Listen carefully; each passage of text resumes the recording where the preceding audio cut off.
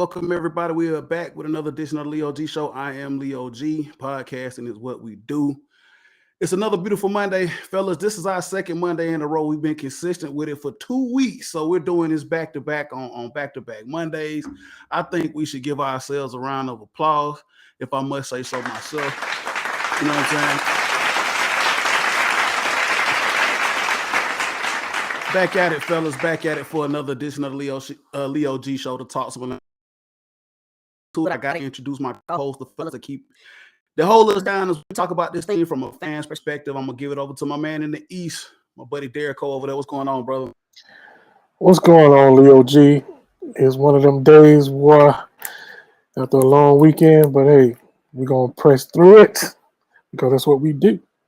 What up, Banks? What up, sir? There he is. Out there to the south, my boy Banks. What's going on, Banks? How y'all feeling, Mr. Leo G? What's going on, Derek Cole? How y'all feeling? Feeling good, man. Hey man, it's a Monday. It's another manic Monday. That's how I feel. They whooped me today. Hey, they earned them $2. So I just come in to do this, Derek Cole. I know you're a man of many hats. Volleyball update this weekend. How'd it go? We rolled up there to Greenville and put the smack down on 5 teams that couldn't handle it. We didn't lose not one set. Walked off with that championship and got a couple parents mad because they said we were mean. We were mean because we were cheering for our squad. I mean, that's what we come to do. We come to win and to cheer for our team. Maybe y'all need to get y'all cheer game up there in Greenville. Okay. Gainesville. Hey, my bad. Gainesville. Not Greenville. Gainesville. It's not Greenville. Yeah. So you can't even keep up no more. Y'all just I'm all telling over you, the boy. map. So exactly. That's what's up, man. Back over to you here, man, before we start this thing off proper and talk about this is gonna be a continuation of what we talked about last week. We talked about the Atlanta Falcons and free agency. Atlanta Hawks, so we'll hopefully get to do that today. But before we get into the meat of it, man, let everybody know what the fit is, dog. Let everybody know. Real simple. Yes, again, second week in a row, guys. I didn't do nothing special. Just rocking with the red birds on my head, and I got the throwback. If you know, you know. I mean, my thing is, if you born and raised here with them orange, red, and yellow seats, bro, that was where the Flames and the Hawks resided. And also a special shout out to Atlanta Knights who played there as well. Like I said, if you born and raised, you know it already. I don't have to explain it. So you ain't gotta explain it. I'm not. And it's and basically just also you didn't ask, but I'm gonna go ahead and tell you anyway. Not really drinking anything today, you guys. But I'm just feeling kind of monsterish, so I'm drinking on my Monster. So yeah, that's what I'm doing today. Ain't getting paid for that, by the way. So I don't know. They want to kick us some funds. We'll gladly take them on the Monster Energy today. Derek Cole, man, I'm gonna kick it out there to you, man. And for real, for what we do in the fall, man. Tell everybody what you got on. Hey man, I'm just representing my business polo because I had to get on some Zoom calls today. Well, Teams. So I had to put on something respectable. So I'm representing them Foul Corner Players tailgate group. That's what's up. And then this little special hat, y'all may not have seen this, but it's that the A.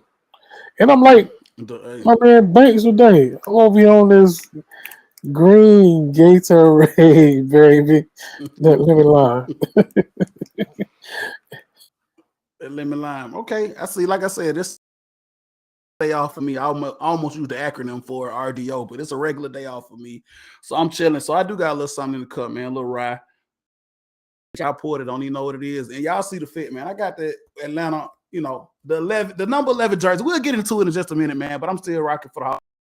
Limited edition, new era. Y'all see it. I don't know if I can put it up in the camera. The little fuzzy Pac-Man Hawk. You know what I'm saying? Same one that Banks got on. The little fuzzy one, limited edition, new era, man. So let's go ahead and get into the show. A continuation of last week. We got a lot to talk about, a lot to get into, man. Shout out to our listeners, man. Christine, shout out to my boy Galen, shout out to my boy Theodore Clark. I'm gonna get into some of his comments that he messaged me and tweeted about the current situation so we can discuss it. To go off of, man. So first and foremost, fellas, we didn't get it to talk about the combine. I think we started on it, but we didn't really get into the nuts and bolts of it. Banks, I'm gonna go over here to you, man. The Underwear Olympics, dude. I think we may have touched on this, man. How valuable of a tool is it when you want to talk about college players entering the NFL draft? I believe it is a valuable tool, but a lot of people think in this day and age it's no longer needed with social media, with everything that's available, all the resources that teams have to kind of scout these players.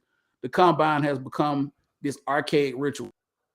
NFL has made it something that they can make profitable. Do you feel like the combine is still something that we need to pay close attention to evaluate these collegiate players? Absolutely not, Leo. I stated last time that this is not a anything in that particular what did you ever call it, Underwear Olympics or whatever it is. It doesn't measure your heart. It doesn't measure your desire or to be on that field. I guess it's something like a certain tools you can use, like the speed, I guess. But how much can you really do with that? I mean, I don't know. I was split at first, but I'm totally against it. Like I really, it's a waste of time to me. It's a way. I mean, I don't know. So I will say this much, Banks, to your. I guess there are some guys that raised their stock, and we'll get into a couple of players here in just a minute that kind of did here at the combine. But smaller schools, guys get invited. So even though, like I said, in this day and age, you have access to a lot of tape, film, social media. Guys are able to market themselves like none other before. Derek Cole, I'm gonna give it over to you. Your thoughts and takes on the combine and where we are today and the evaluation process of these collegiate athletes going in. Yeah, I'm over it. I'm over it. I'm over it. Like Banks was saying, there's so much information out there, so much video. I mean, so much social media.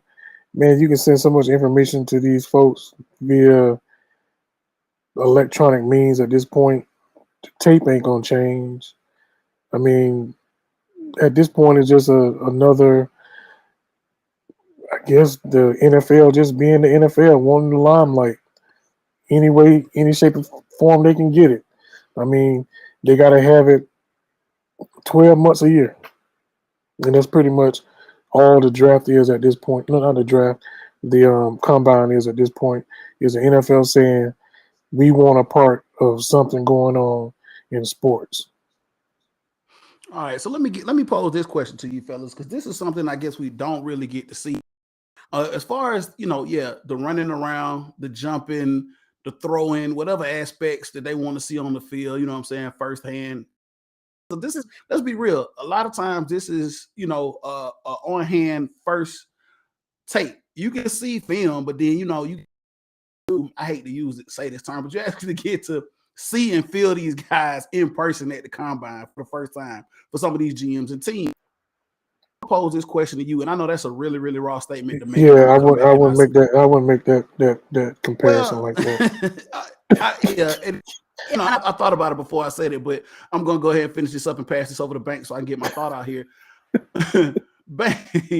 Banks, here's the thing. Outside of what we see on the field at the combine, how do you feel about the other things that the NFL teams get to see? Because we do get to see them jump, bench press, and throw, but then there's also a mental evaluation and do you feel like that is important, or do you feel like each team should do that due diligence and the guys that they want to draft should just do that on their own? Like this is something that teams can get a lot of information from when you bring these guys in for an event like that.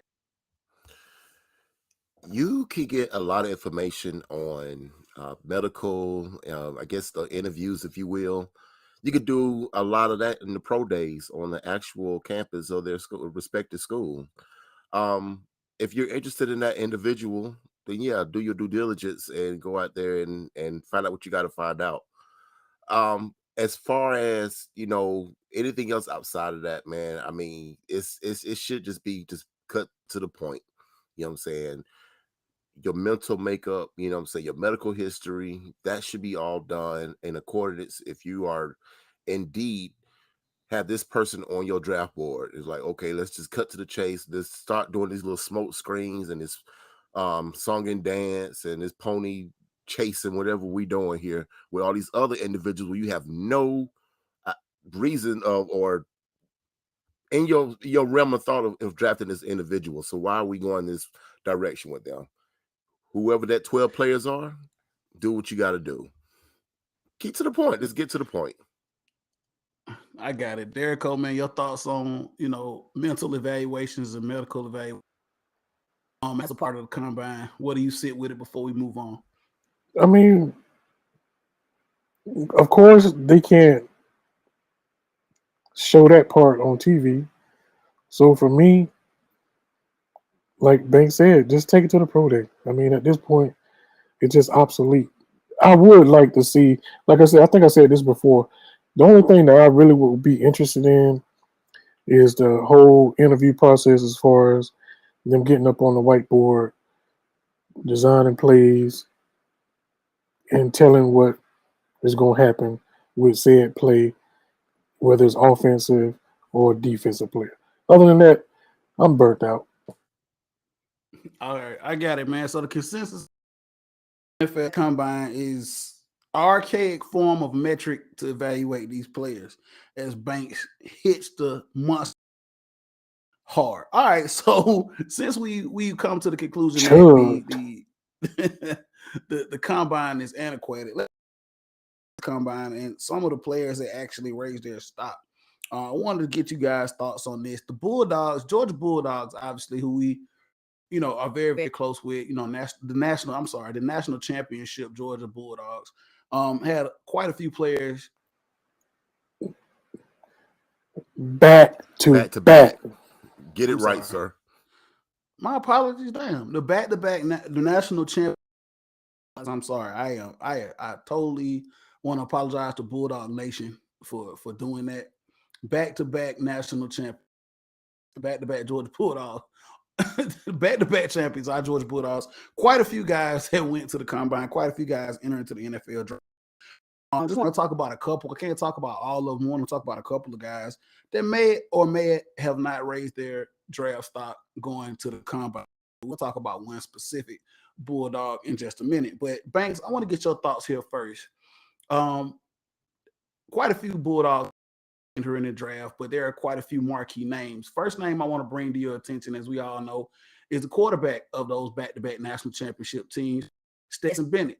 Stetson Bennett was a participant in the combine, and apparently he did fairly well. We've had our thoughts on what we think Stetson Bennett is as a quarterback. I have been a quote-unquote cheerleader of Stetson Bennett, the football player, the adversity he did to get to where he was. Obviously, there's a great backstory.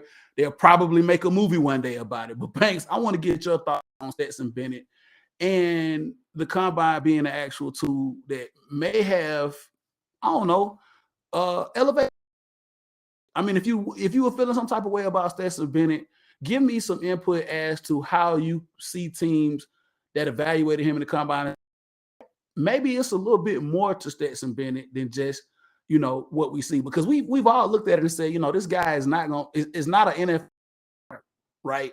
But how could some teams take what they saw with him at the combine and say he will be somebody that we can utilize? He might be a clipboard warrior, but this guy is an actual football player.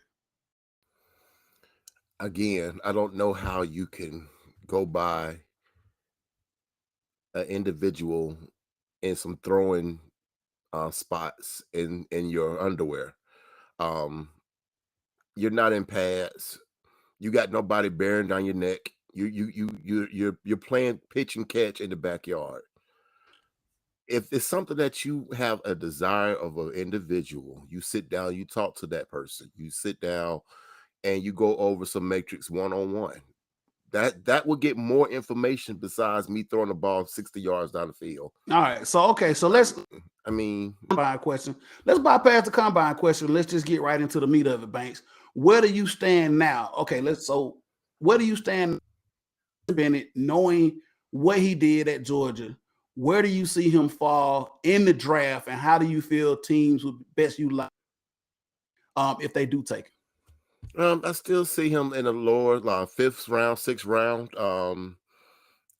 He would probably be a good person to bring in as a backup to learn behind a veteran. I know that's a slight on Stetson Bennett, but I don't see him as a true starter. That's just me. And you know, for the Bulldog Nation come after me with pitchforks and run me out of town, I'm just saying, let's back up. Let's pump the brakes a little bit about, you know, him being, you know, a starter for an NFL team. Okay. All right, Derek, I'm going to bring it over to you before I give my thoughts on the situation on Stetson Bennett, but I want to talk about another. So let's just bypass the combine talk and let's just get into the meat of why this team should pick this guy up. Because obviously his stock has risen based upon what we saw at the combine. Anthony Richardson, quarterback of the Florida Gators. Let's talk about him for a second. This guy has shot up the draft boards every kind of which way. Almost to the talk of this guy could be the number 1 pick. How do you feel about Anthony Richardson? And no, I mean, serious. I know you're laughing, but there is serious conversations and discussions about him possibly being the number 1 pick. Carolina Panthers actually hold the number 1 pick, right? I mean, his combine was off the charts. Obviously, you guys are in the mindset of that doesn't matter. His work of art at Florida, his resume at Florida say a lot. But how do you feel about where he is now on the draft board and where he's put himself coming up here in April? I'm just baffled, to be honest with you. I mean, I'm just absolutely baffled. If we're going to talk about what happens on the field, I haven't seen it. You know, I'm a Florida State / Georgia fan, so I see it on both ends. I see it when they play FSU. I see it when they play UGA. And guess what? Not impressed. Not at all. If he's one of the top 3 quarterbacks in this draft, somebody going to get fired after the season. That's all I got to say about that. I mean, I truly do believe he's going to be one of the top quarterbacks picked in this draft. And to be honest with you, I feel the same way that probably these guys are seeing. I mean, yeah, athletically, this guy is gifted, but like you said, Banks, if we take the measurements that Banks at Florida is not great, the winning percentage wasn't great, but a lot of people argue he didn't have a lot of talent around him at Florida, but propel himself via the combine or whatever has made his way into being, you know, one of the top level, possibly number 1 overall. I mean, it's yet to be determined. The draft is coming up here in a couple of weeks, so we'll see how that works out. So and we can kind of try it back to this if you guys want to talk about any of these other names that I'm talking about here. Just a couple of notable names. So the name I want to talk about, very kind of, I don't want to say controversial, but he's been in the news a lot because of some of the things he was in college, and that's Jalen Carter. Jalen Carter arguably was the consensus number 1 pick going the national championship. If you guys can remember that, all the talks of Jalen Carter, and all of a sudden, not going into the details, there were some things that came up about his time, you know, what happened with him at UGA. He was actually arrested. Some misdemeanor charges were brought up to him. So now there were some questionable things about his character. I personally believe that this guy is a hell of a football player. We've watched him, you know, the last couple of years at UGA just completely dominate. And I think he would be a great pick for any team here in the. Apparently, he is no longer coveted at that number 1 spot. Like I said, Carolina Panthers had a number 1 spot. It's apparent that they're going to go after a quarterback. Coming over to you, I feel this guy's still a top tier talent. Even with the character issue, where do you stand at Jalen Carter? Has this guy dropped out of the top 10? Some people have even said he's dropped out of the first round. I find that very hard to believe. I don't think this guy's dropped out of the first round. I think, if anything, that teams are going harder on trying to get this guy. How do you feel about Jalen Carter and where his draft stock is as of right now? Listen, this man is not a top 10. He's a top 3 talent. Okay. Don't let the fact that he's still a kid, guys. He's still an individual who's young, and we all did young stupid things when we were young, did we not? I mean, this guy went out there and took his car and just went hog wild in it. Okay. No disrespect to the people that lost their lives, but I mean, again, are we going to put that all on him when the person who was driving the car had a decision to make? But that's neither here or there. We don't want to talk about the whole situation, but what did your eyes show you on the field for Jalen Carter? You saw a monster out there. Forever, for the rest of my life, when I think of this man, I think about him holding that quarterback in LSU with one finger in the air. That was an iconic moment for him. It was an iconic moment for this UGA, and that takes a lot for a man his size to lift up another man his size with one arm and the the number one in the air. That takes a lot, and he didn't even he was smiling and having this big macho moment the whole time going off the field. I mean, that was awesome. I mean, listen. So he's a top three talent. He's a top three talent. He's not dropping out the first. Doesn't drop. Dropping out the first round. No. And if he does, teams are making a huge mistake. Period. Bring it over to you here, Jalen Carter. Where do we see Jalen Carter? How do you feel about his draft stock, and how do you feel about where we stand with him right now? I've said it before. Let him slide to 8. Let him slide to 8. And Fontenot and Nielsen bet not let him get past number 8. That's how I feel about it. And whoever's talking about he's dropping out is blowing smoke of your butt, Banks' butt, my butt, and whoever butt that want to be a part of this butt joke. That's how that goes. I mean, he's a football player. He's a football player that's number one. Like Banks said, hey, we can't continue to hug the narrative around this young dude. Let him slip past 8. We're gonna have some problems in Atlanta. Know that the draft leading up to the draft is a bunch of smoke and mirrors. We all know teams say things.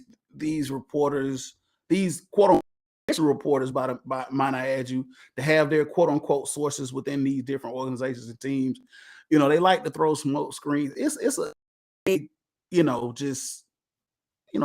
smoke and mirrors dance leading up into draft night. Who knows what? I think there was an actual Eisner. I want to say it was draft day back in the day that actually, talked about the events or the date leading up to draft and how these things actually about. But me personally, with Jalen Carter, man, I'm absolutely all in on what this guy brings to the field.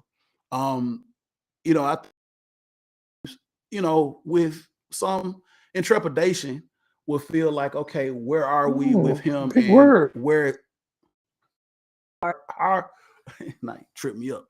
Where are we going to be with his, maturation? How mature is he? If we give this guy a lot of money, is he going to be able to put away some of those things that he did at UGA and focus on football? So I think that's the question. I feel like, given the right circumstances, this guy will be okay. And Derek Cole, yes, at number 8, there should be running if he's there, but we will see. So I want to get into something else here, guys, here as we move along here with the show. We can kind of circle back to these guys. Can I say one thing? Go ahead. Can I mention just one player? Go ahead. Weed mask. Larry Thompson. Yeah, that's all I got to say. You see what happened to him? Laramie Thompson. Yeah. You see what happened to him, and you see what happened to him, and you see what he did.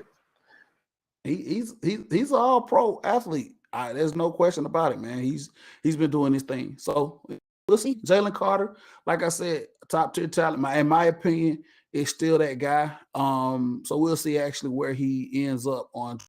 So, guys, moving forward here, there's a lot of talk, and I want to kind of get this out, and I want to talk about the narrative that is here in Atlanta about where we stand talked about this on the last podcast. So I want to give a lot of attention to this. So I wanted to make sure that we got this in because there was some news today that came out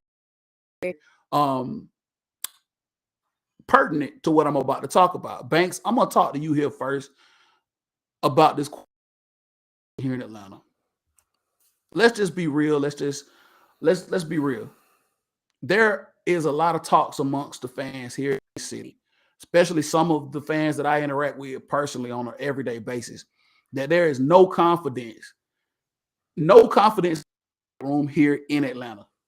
Now, that's not me talking. Those are people that I talk to. Those are some of my close associates and friends that Falcons fans that have no confidence in the quarterback room right now here in Atlanta and feel as though there needs to be something drastic done at the quarterback position. We talked about this on the last podcast. Desmond Ridder is basically by default, I guess, the starter. You brought in Taylor Heineke and the other guy that's currently in the quarterback room that I won't mention because you guys had a fit the last time I said his name. So now, Banks, I want to pose this question to you, and I want you to be completely honest and transparent about it. Where do we stand as Falcons fans, and where is our confidence level in the quarterback?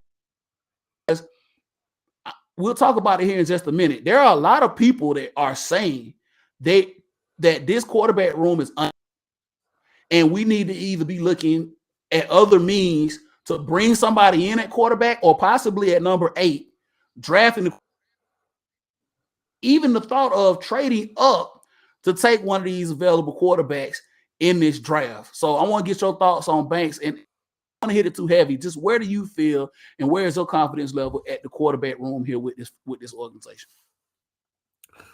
Well, you're not the only one who hear the grumblings about the quarterback room. Where I stand,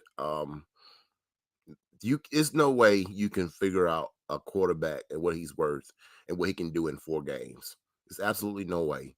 So with the quarterback room that we have with Ridder and with Heineke was brought in to be an insurance policy just in case Ridder doesn't pan out. But again, you got to go a whole year to know if he doesn't pan out or not. This fan base here is very, very impatient. Okay. You keep bringing up these past losing seasons. I mean, get real, y'all. We've been having losing seasons for almost 50 years now. I'm over it. I mean, it is what it is. Build a team right and let's go. I don't care about, going to get one quarterback or dynamic quarterback just to, tickle your fancy, for a couple of games. I want to win with the team. All right. Look, Derek, I'm going to pass this over to you. Just to kind of piggyback off of what I said to Banks and where Banks is and how he feels. One of my close friends and associates, we talk quite a bit about football. I want to get your take on the comments that he's made here and where do you feel in reference to the same question that I just asked Banks. So Theodore Clark has told me on several occasions that in order to build a football team, to start out with the quarterback position and obviously a left tackle. Those are the 2 positions that you need as the cornerstone of your franchise. And I quote, Ted told me that the Panthers in our division, NFC South, has planted a flag to pocket the NFC South for the next 10 years, meaning that they move number 1 pick and they are trying to find their franchise quarterback for the next 10 years. Giving that and the question do you feel like right now the Falcons franchise is doing enough at that position to put themselves and make themselves a front? Not just the start being the best team in the NFC South and then moving forward, putting themselves in the driver's seat in position year in and year out for a championship with what we have right now. Y'all know I'm going to beat this dead horse. I'm just going to keep beating this dead horse. So y'all just going to have to bear with me because you keep asking me about quarterback situation. This won't be no conversation if we had did this 2 years ago. So I'm going to leave that alone. Currently, the quarterback situation, it is what it is. Either they're going to ride with Ridder or they're going to say, if he's not going to get it done, they're going to say, Heineke, use a solid backup. There you go. Are we going to draft a quarterback? More than likely. I mean, you already got a veteran because we don't have a third quarterback. We need somebody. We don't have one. Care what you say. So yeah, we are. And I agree with Mr. Clark on this part that Carolina said that they're going to get a guy that they know and believe will be their franchise quarterback for the next 10 plus years. We really can't say that with confidence that we have our franchise quarterback for the next 10 years. We just can't. If that's the case, Pass is the we pass. wouldn't have waited. If that's the case, we wouldn't have waited until 4 or 5 games remaining in the season to put Ritter out there. Pass is the pass. I mean, I get what you're saying about what 2 years ago with possibly drafting a quarterback, but that's neither here nor there. We are where we are right now. And I But guess it you is, guys but it is, Leo. But it is here or there. We would have had a 2-year head start on the Scrubs. I don't think We would have had a 2-year head start. okay. I mean, your opinion matters. 2-year head start. I mean, that's hard to say. I mean, we don't know where somebody or a particular person would have been if we would have drafted them be and if they would be where we, would want them to be. I mean, this is a question that's going to continue to come up in Falcons fans until I guess the consensus is we have that guy, and I think that there's a lot of people out there that just don't know. That's why we'll talk about something else here in just a moment. I want to circle this back around here to Banks. And this is how I feel about it personally. This is a wait and see situation. This is fluid. And Banks, you've made the statement that we need to build a team. Patience is a fan of this organization. How patient do we need to be, Banks? Because in this day and age, this is not we have accepted the fact that we're kind of long in the tooth when it comes to us being fans. But the generation behind us are not very patient. So how long in terms of evaluating where we are? I mean, we do have Desmond Ritter. Let's see what we have. But, I mean, are we going to go and touches to Mercedes-Benz the second game of this season if Desmond Ritter isn't lighting it up and looking like some of the, top-tier quarterbacks? Well, let me ask you this question: what if that second week of the season he is lighting it up and putting numbers on the scoreboard? At the same time, we're giving up the same amount, bigger number on defense. Do you feel the same way then? Are you okay at the point that at least we got a quarterback that can show out and put numbers on the board, but we can't stop a nosebleed? So I ask people this all the time: does it matter if a quarterback can show out if your defense can't stop nobody versus you have no quarterback and we still can't stop nobody? So you're upset about that, but it seems like you'll be satisfied with a quarterback. Okay, bring your quarterback in. Can you stop anybody? You're not going to outscore teams on a weekly basis. Okay, you don't even have the makeup of receivers or a line of scrimmage for that matter. That's the most important one to light up a team. So what are we doing here? What are we going to sit there and say, no, let's get this team right for a damn change? And I'm sick of talking about this. I mean, it is. I think it's a broken record. I'm tired of talking about it too. Something that keeps coming up. Like I said, Banks, and this is funny because the passion that you just had behind the defense, I don't hear that from other fellow Falcons fans when I talk to them. That's something that is a moot point. Even the fact that we saw a team make it to the Super Bowl, damn good defense, their counterpointing argument was they were lit up by a superior quarterback. So I think the eye test now is, hey, to have that guy behind the center in order to be relevant. And I don't think that's not how I feel, but that's just where a lot of, because I don't get on Twitter, I don't get on social media, or I don't talk to other people at the barbershop and they say, oh yeah, we need to get this deep. The first thing that comes up is we need to find that guy at quarterback. Banks, I'm gonna come back to you because I want to really come over here to Derrico with something that he tired of, but we gotta address it. We gotta come back with it.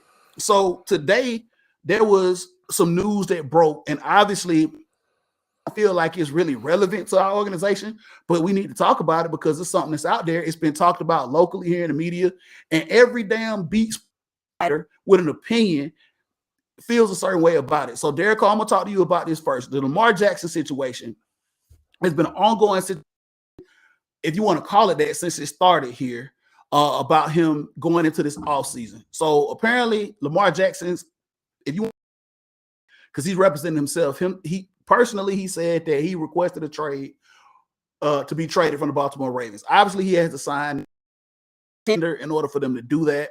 Owners meeting going on right now in Phoenix.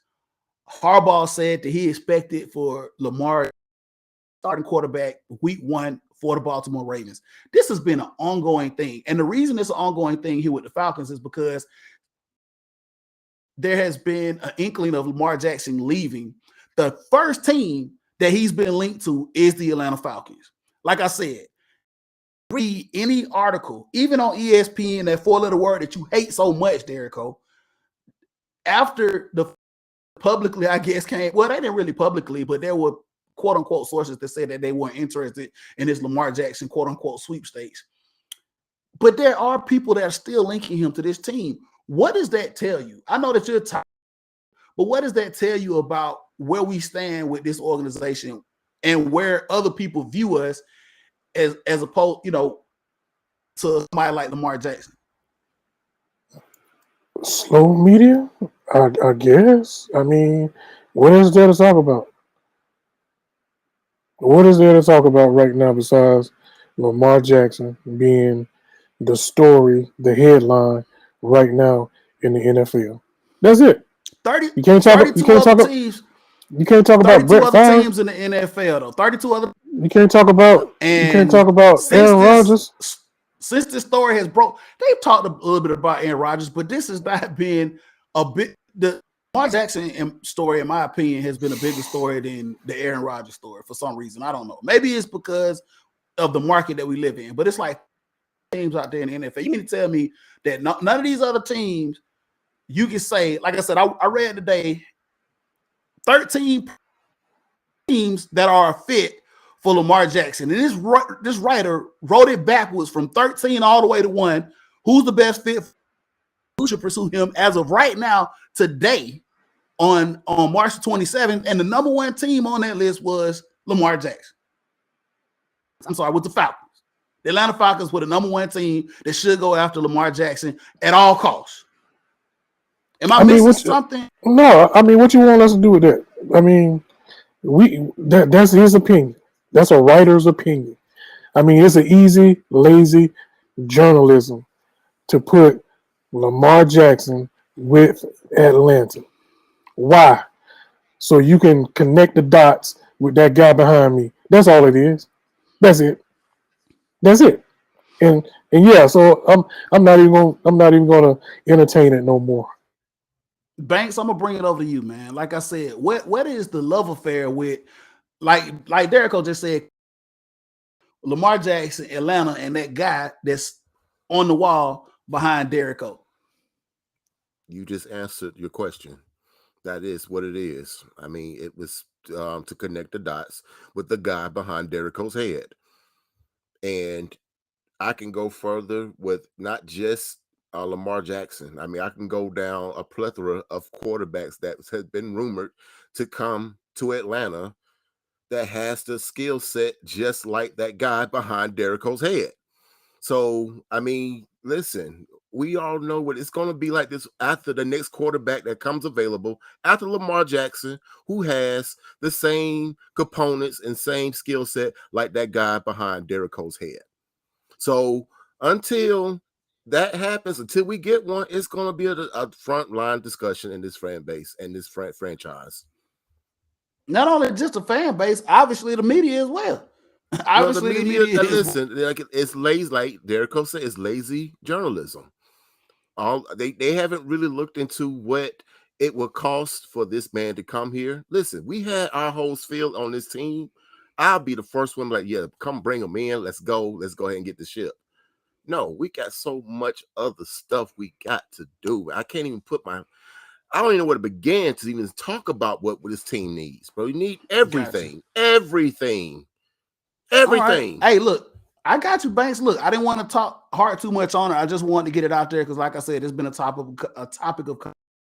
I wanted to bring it back around. I don't think I'm gonna circle the wagons again about it until, later on here, possibly, down the road. That's a topic of conversation we need to discuss anymore on the podcast because you guys have given your opinion. I've given mine as well. So listen, we'll talk about the draft.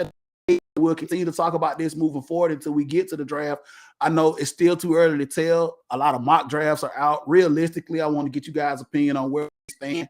At number 8, where do you feel realistically what the Falcons do at number 8 and who you want them to take at number 8? Here, by the way, realistically, man, there's been a lot of talk about the Falcons getting better on defense. Where on defense, I don't know. The consensus seems to be that at number 8, the Falcons will take a defensive player, but it's kind of a mix-up as to what kind of defensive player they take.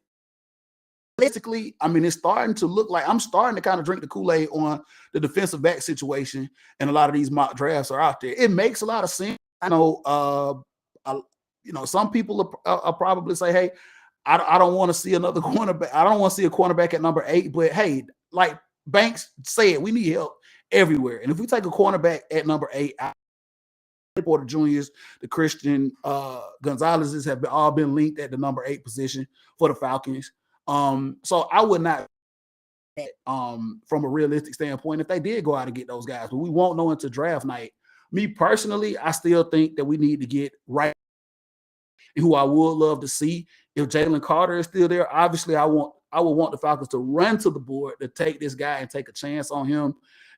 But once I want them to prove us wrong with the Falcons filter. I want, this quote unquote Falcons filter. I want them to prove this fan base wrong. Take a chance that is a legit football player. Set aside the other stuff that's going on and take a chance on him, or to take the best offensive lineman available. Play him wherever we need to do and take the best offensive lineman available. So those are the two. That's where I'm at with the draft right now, and we'll talk about it. Forward, there's going to probably be a lot more talk of trading up, trading back. There's always, like I said, the smoke and mirror game. Derrico, I'm going to bring it over to you. Realistic, Falcons doing right with the number 8 pick, and how do you feel personally what you want them to do with the number 8 pick? Well, if we're going to go with history with this regime, I mean, they probably going to pick a specialty player. You know what I'm saying? I'm just saying. We don't win tight end, wide receiver. So I wouldn't be surprised if they pick that running back from Texas. I'm just gonna be honest with you. I'm gonna be honest. I would not be surprised. That's their MO right now. Now, what I want them to do, again, trenches. We're gonna start in the middle of the heart of the defense. That's where I want to start. If Jalen slide to 8, it better be a no-brainer. If not, we do still need some back-end help. So I would not be mad if we went and got a cornerback or another safety. I wouldn't. Before we move on to the next topic, we do need another interior lineman. I don't know who's projected that high, but I wouldn't reach. But I wouldn't be mad. Offensive or defensive interior lineman? Offensive or defensive? Offense. I already addressed the defense. Yeah. Banks motions as to both. All right, Banks, I'm gonna get this to you here before we move on to the next topic. Same question. Realistically, we'll revisit this, of course, as the draft gets closer. Realistically, where the Falcons go and your choice and what you will break. Well, again, to piggyback off what Derrico said with the MO of the Falcons, I hope they don't do this, but I would hope they will do something out the ordinary. First and foremost, if Jalen Carter has fallen to 8, as like we all said, they better be tripping and falling to that podium, passing that card in to select Jalen Carter. But if they don't, and he's taken in the top 5, whatever, I would like to have the guy, I think his name is Tyree Wilson, edge rusher from Texas Tech. I would love to have that guy. I watched his film. He looks very explosive out there, and it's something we probably need on that end, and we talk about interior. Yes, interior is very important. We need to address that edge too. All right, throwing out a name answer. Calais Campbell has been linked to the Falcons. Came in for a visit. Would you like to see him? Yes or no, Banks? I guess. I mean, I'm not high on it. Yes or I no? mean, Yes or no? I guess. Yes. I guess. Yeah. Derek O, bring it over to you. Has been linked. Came in for me with the Falcons. Yes or no? Would you like to see him in the Falcons uniform? 100% yes, and I won't go into detail. Okay. All right. Hey, I'm all for it, man. I'm all for it. We can get into the details of it if he gets signed here later on. We talked about the other free agent signing. I'm all on board with Calais Campbell at 36 years old. Like, I recorded 5 sacks as an interior lineman. He's a beast of a player. But like I said, all right, guys, we're gonna move forward here. Went a little bit over, but we still within our time constraints and limits to talk about this next topic here because we hadn't talked about them.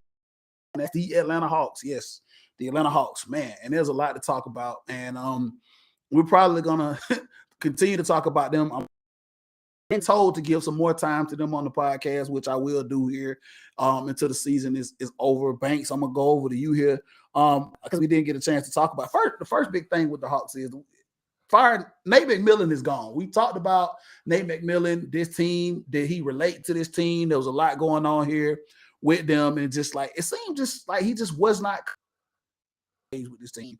So he's since been relieved of his duty. The Hawks immediately hired Quinn Snyder, new head coach. I think he came over from the Utah Jazz. He was with the Utah Jazz previously, and now he's with the Atlanta Hawks. Your thoughts on the firing? Was it long overdue? And your thoughts on the new coach, Quinn Snyder? The way I feel about it, I wasn't a big McMillan fan in the first place. I think we jumped the gun when he was interim coach. He took the team to a playoff run. I was about to say something else, but I'm gonna keep that to myself. It was a playoff run, and you shouldn't jump the gun that soon. I mean, it was like, I don't know. It didn't seem like a match then. So you bring it in Quinn. I guess after his demise, I feel like that's a good move. Only time will tell. But again, I have to see more on the personnel side to make a clear judgment on the coach. All right, Derek, I'm gonna pose you the same question. Obviously, he's been fired. Quinn Snyder comes in. Was this long overdue? Did you feel like in order to get this team moving in the right direction, that the players were just not responding to Nate more? And maybe Nate had lost his way. A lot of people are saying that, Nate was old school. He really could not connect with the players as far as like what's needed today's quote unquote game. He was a former NBA player. I think that he was, in my opinion, could adapt to any situation. And we'll get into some more particulars here in just a minute about that. What do you stand, Derek? I mean, it was time. It was actually they waited too late. I won't go as far as Banks and say they jumped the gun on hiring him, but I will say they waited too late to fire him. That's for sure. That is for sure. As far as his style, I think that has something to do with it. I mean, when you come out and just basically say that you're thinking about retiring at the end of the year, you basically had already checked out. So at that point, what are we waiting on? What are we waiting on?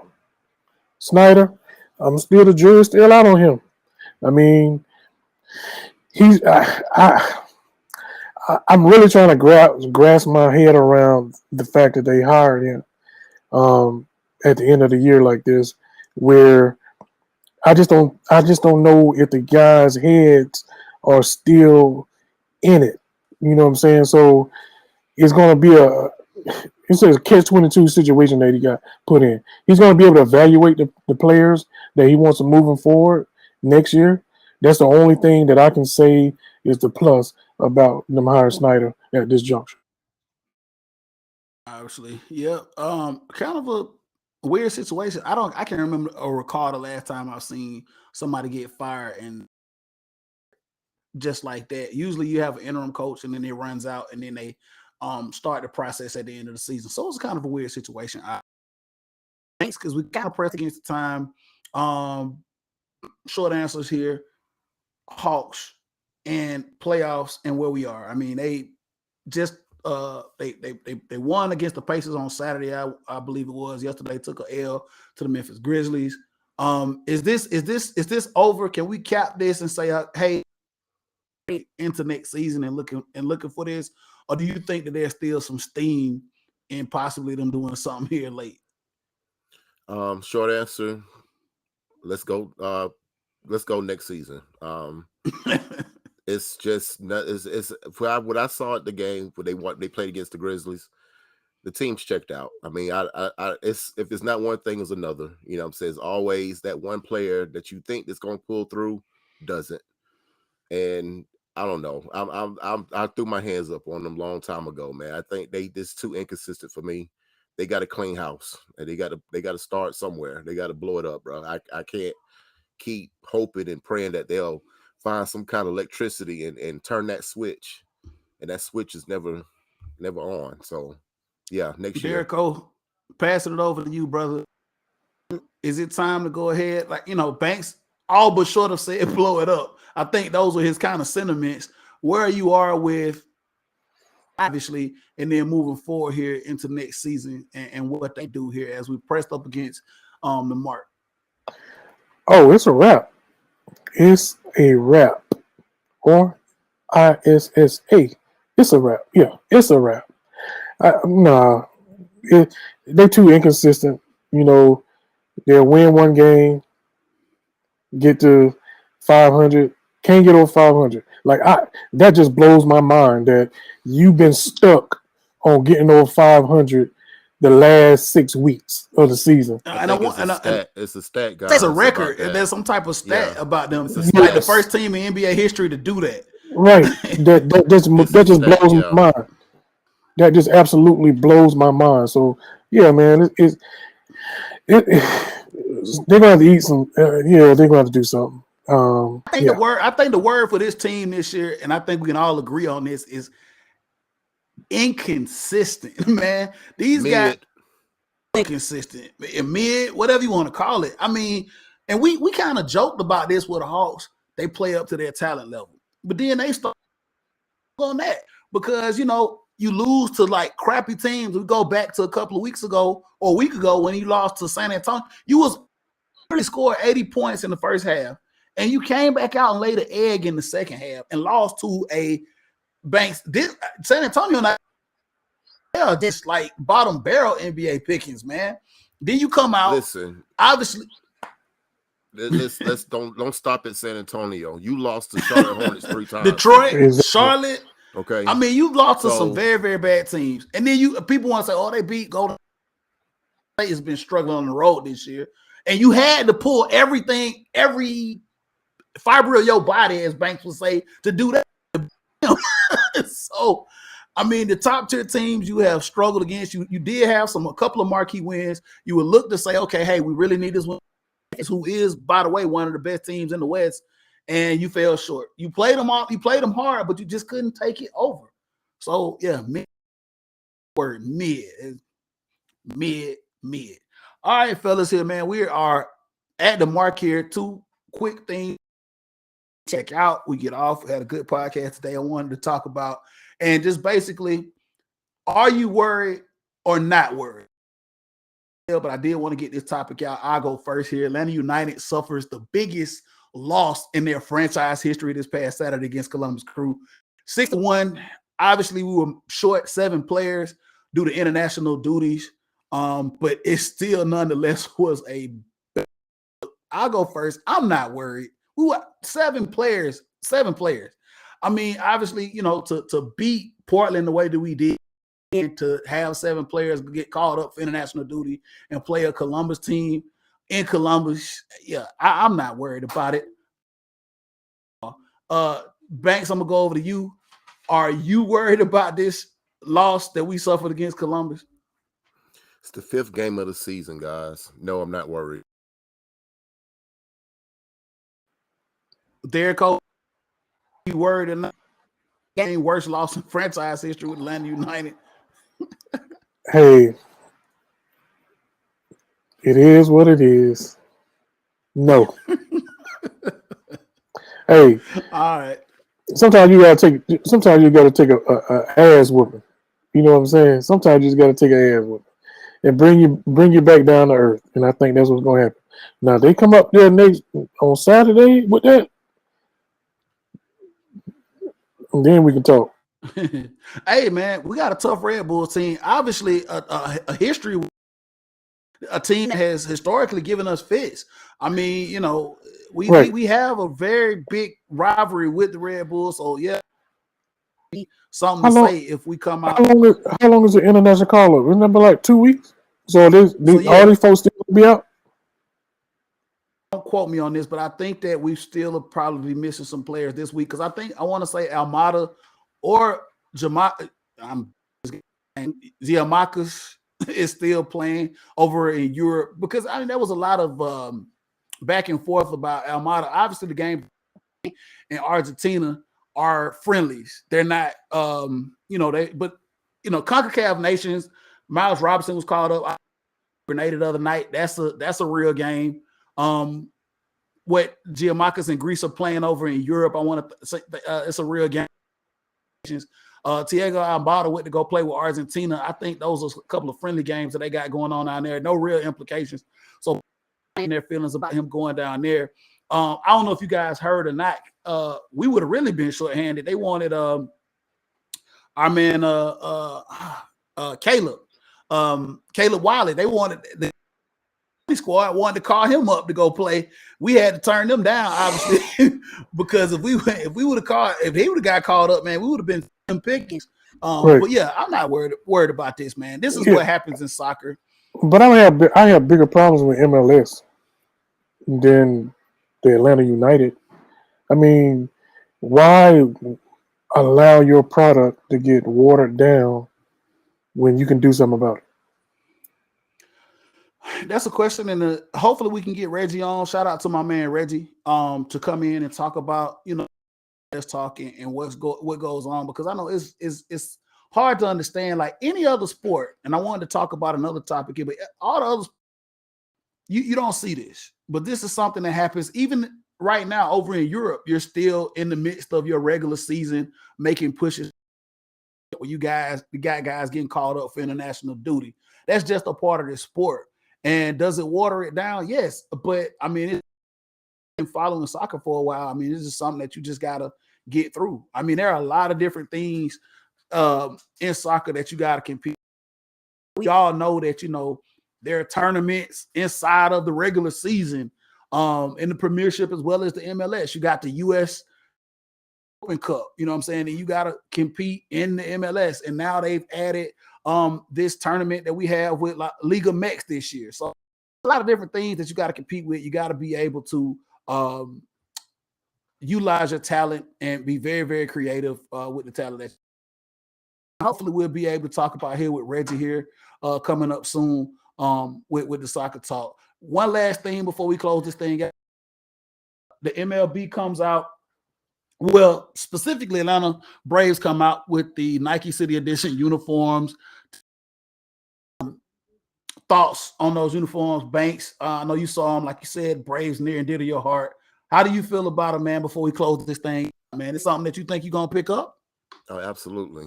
This is to pay homage to the king himself in that era. I always loved those jerseys.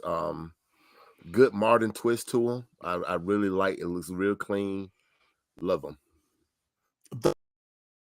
Derek, thoughts on these City Edition jerseys, man? The A.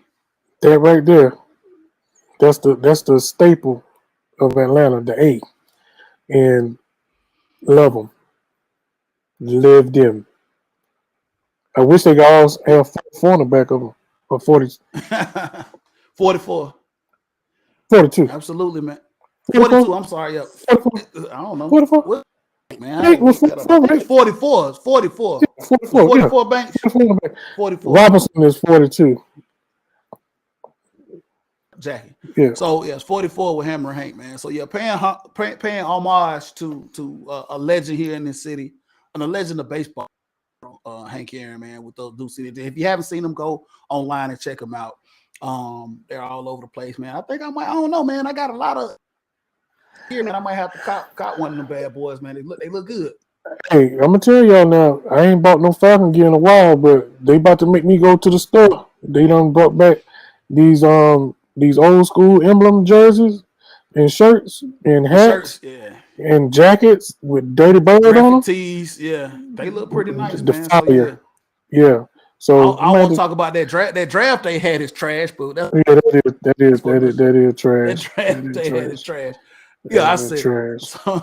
So look, fellas, we're at our time. Obviously, man, like I said, we're gonna be more consistent with doing the show. Hopefully, next Monday we'll be able. Actually, next Monday I will not be able to record the show, guys. Just to let you, I'll be taking a trip up to Augusta National, to see a practice round at the Masters, guys. So will not be able to record. But hopefully on the next week, I'll be able to come back and we'll talk about that, man. This has been a sports bucket list for me. Live Golf Tour, style of golf like that. But with the Live Golf Tour, we lost a lot of marquee names to go get the big paycheck with Live. But hey, man, something that I have wanted to do for quite some time since I'm an avid golfer is go up to Augusta National and actually see this. Banks, what's up? Nothing. You said you were an avid golfer. I know I you am. didn't chime in on that. No, nothing. Absolutely nothing. And we go, hey, Whatever, man. I was gonna let it slide, but I just couldn't let it slide. Okay, But I'm whatever. gonna let it Yes, I am an slide. avid golfer. If you want to come challenge me out on the golf course, then you're more than welcome. Listen, man, it's been a LG show, man. You can always catch us on Facebook. We appreciate all you guys checking us out as we live stream on Facebook and also on YouTube. So you like and subscribe on YouTube as well as on your favorite podcast outlets.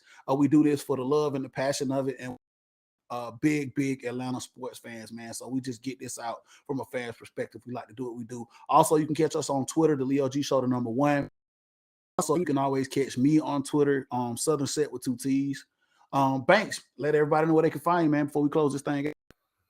You can go onto the Facebook and find me at Antoine Jarrell Banks, or you can go to Twitter or the gram at BabyBanks80.